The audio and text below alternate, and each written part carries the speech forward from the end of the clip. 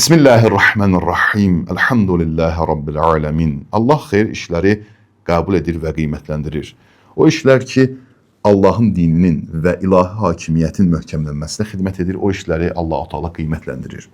Və biz peyğəmbərlərin tarixinə baxsaq, o dövrdəki sahabələrin və o dövrdəki insanların həyatına baxsaq, istər Həzrəti İslam peyğəmbərindən öncəki dövrə, peyğəmbərlərin dövrünə baxsaq, görərik ki, o dövrlərdəki yaxşı əməllər, xeyir əməlləri Allah-u Teala qiymətləndirir və bugünə qədər yaşadır və yaşatmaqdadır qiyamətə qədər.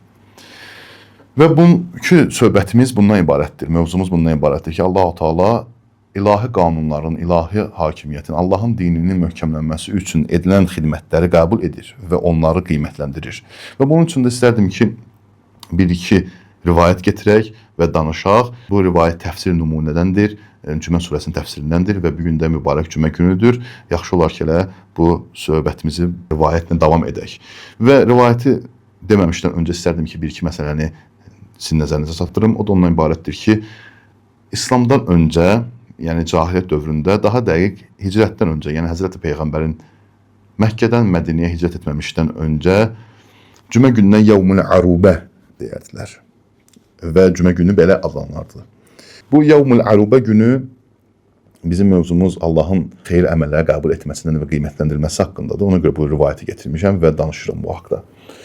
Mədinənin böyüklərindən olan Əsəd İbn Zürarə 40 nəfərlik cəmiyyətlə Yevmul Arubə, yəni cümə gününü birlikdə cəmaat namazını, zöhr namazını qılardılar və həmin günün söhbətlər açardılar və bir-birlərinə danışardılar, söhbət edərdilər və Allahın dininin hökmlərindən və onun müxtəlif məsələlərinə toxunardılar.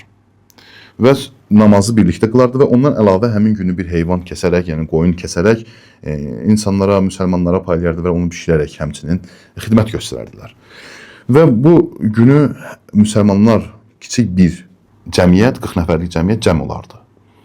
Və Həzrəti Peyğəmbər Məkkədən Mədinəyə hicrət etdiyi zaman bildiyiniz kimi birinci olaraq Mədinə yaxınlığında olan Quba məntəqəsində 4 gün qalır və 4 gündən sonra Mədinəyə daxil olur. Mədinəyə daxil olduğu gün cümə günü olur və Bəni Salim məntəqəsinə çatır. Birinci cümə namazını bərpa edir və xutbəni oxuyur. Və o zaman, yəni Yevmul Arubə günü Həzrəti Peyğəmbər Mədinəyə çatır. Və Yevmul Arubə günü həmin cümə günüdür. Və həmin günü müsəlmanlar arasında cümə namazını qılır, Bəni Salim məntəqəsində və xutbəsini oxuyur. Bu insanların xeyir əməlləri Allah-u Teala tərəfindən o dərəcədə qəbul edilir ki, bugünə kimi qiymətləndirilir Allah-u Teala tərəfindən və yaşadılır. Cümə sözü də elə cəm sözündəndir. Yəni, cəm olmaq, bir yeri yığılmaq mənasını daşıyır, ifadə edir.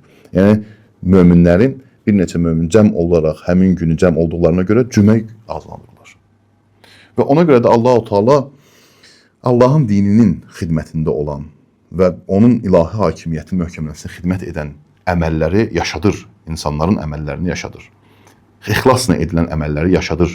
Niyə görə? Ona görə ki, bu misal elə, bu şəxslərin özləri ilahi qanunların möhkəmlənməsi üçün və Həzrəti Peyğəmbərin Mədinəyə hicrət etməsi üçün və şərait yaradılması üçün və ilahi hakimiyyətin Mədinədə bərqərar olunması üçün təlaş edirdilər. Və bunların niyyətləri ondan ibarət edir ki, ilahi din Mədinədə möhkəmlənsin və ilahi hakimiyyət Mədinədə bərqərar olsun. Və bu niyyətlə etdikləri işi Allah-u Teala ixlas üzərindən olduğu üçün bugünə qədər yaşadır. Və hər bir əməl ki, belə olur, hər bir əməl ki, Allahın dininin, ilahi hakimiyyətin möhkəmlənməsinə xidmət edir, Allah-u Teala tərəfindən qiymətləndirilir. Yəni, kiçik və yaxud da böyük olmasından asılı olmayaraq. Mövzuya uyğun olaraq bu rivayəti sizlərə dedim.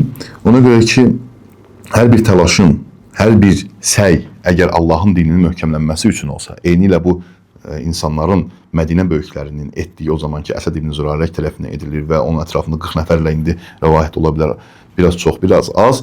İnsanın toplaşması edilir. Allah-u Teala bu təlaşları qəbul edir, bu səyləri qəbul edir. Hərçənd ki, məsələn, ola bilər az olsun. Niyə görə? Ona görə ki, bu təlaşlar, bu səylər səbəb oldu ki, Həzrəti Peyğəmbər Mədinədə ilahi hökuməti qursun və Həzrəti Peyğəmbər Məkkədən Mədinəyə hicrət etsin və Məkkədə olan məşəqqətləri, çətinlikləri artıq yaşamasın Mədinədə. Düzdür, Mədinəyə hicrət edəndən sonra çətinliklər yaşandı. Amma Məkkədəki kimi Artıq o çətinliklər geridə qaldı, arxada qaldı və səbəb oldu ki, artıq İslam dini bir növ daha da güclənsin və daha da yayılsın.